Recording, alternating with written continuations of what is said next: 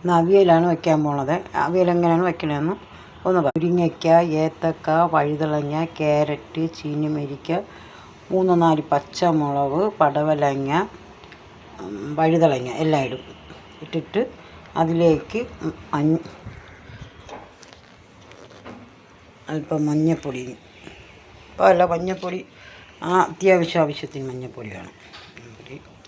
അത് കഴിഞ്ഞിട്ട് അല്പം മുളക് പൊടി, എനിക്കിങ്ങനെ മുളക് പൊടി കൂടി ഇട്ടാലും ഇഷ്ടപ്പെടുള്ളൂ.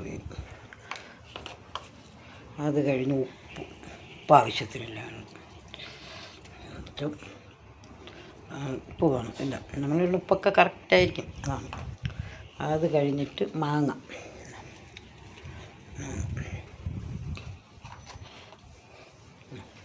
എല്ലാം മുരിങ്ങയ്ക്കും. നമ്മൾ ഈ ബീൻസും ക്യാരറ്റും ഒന്നും അതിന് ഇടില്ല, അമരയ്ക്ക ഇടും. അത് കഴിഞ്ഞിട്ട് അതിലേക്ക് കുറച്ച് വെളിച്ചെണ്ണ ഒഴിച്ചിട്ട്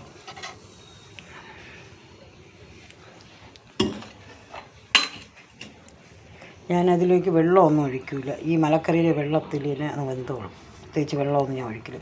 ഇനി ജീരകവും തേങ്ങയും കൂടെ ചതച്ച് ഇതിൻ്റെ പുറത്തങ്ങ് വയ്ക്കും. ാണ് ഇതിൻ്റെ ഭക്ഷണമൊക്കെ ചെയ്യുന്നത്. കരിയേപ്പലി, കുറേ കരിയേപ്പലി ഞാൻ ഇടും. അടുപ്പിലോട്ടാണ് ചെയ്യുന്നത്. വയ്ക്കാൻ വേണ്ടി തേങ്ങ തരിഞ്ഞിട്ട് അതിൽ കുറച്ച് ജീരകം, ഞാൻ വെളുത്തുള്ളിയും ചുമന്ന ഉള്ളിയൊന്നും ഞാൻ അരയ്ക്കില്ല, അതൊന്നും എനിക്കിഷ്ടപ്പെടില്ല. എനിക്കിങ്ങനെ അതിൽ വയ്ക്കാനാണ് ഇഷ്ടമായിട്ടുണ്ട്. അതിൻ്റെ പുറത്ത് തേങ്ങയും ജീരകം കൂടെ അരയ്ക്കില്ല, ഒതുക്കി ഇട്ട് കൊടുക്കും. വെള്ളമൊന്നും ഒഴിക്കില്ല, ഭക്ഷണമൊക്കെ വേണ്ട ഇടും, ഒഴിക്കും. നെയ്യ് ഒഴിച്ചാൽ അവിയൽ സൂപ്പറായിരിക്കും. ഇത്രയും മതി. അങ്ങനെ അവിയൽ റെഡി ആയിട്ടുണ്ട് കേട്ടോ. ഇതാണ് കല്യാണത്തിനൊക്കെ വയ്ക്കുന്ന അവിയൽ. അവിയൽ റെഡി ആയിട്ടുണ്ട്. അടുപ്പത്ത് അവിയൽ വയ്ക്കുമ്പോൾ കഷ്ണമൊക്കെ നല്ലവണ്ണം വേവുകയും ചെയ്യും. ഗ്യാസിൽ വയ്ക്കണേക്കാൾ ഒരു തുള്ളി വെള്ളം ഒഴിച്ചില്ലല്ലോ, അതിൽ കഷ്ണം എല്ലാം നല്ല വെന്തിട്ടുണ്ട്. നമ്മൾ ഈ ഫ്രിഡ്ജിൽ വയ്ക്കുന്ന മലക്കറി ആയതുകൊണ്ട് അതിൽ നല്ല വെള്ളം കാണും. അരിഞ്ഞ് കഴുകി വയ്ക്കുമ്പോൾ ആ വെള്ളവും കൂടെ ആകുമ്പോഴത്തേക്ക് അവിയൽ നല്ലവണ്ണം കഷ്ണം വെന്തോളും. പ്രത്യേകിച്ച് വെള്ളം ഒഴിക്കണമെന്നില്ല. കരിവേപ്പില എല്ലാം ഇട്ടിട്ടുണ്ട്. കണവത്തോരനാണ് വയ്ക്കുന്നത്. അതിൽ കുറച്ച് വെള്ളം ഒഴിച്ചിട്ടുണ്ട്.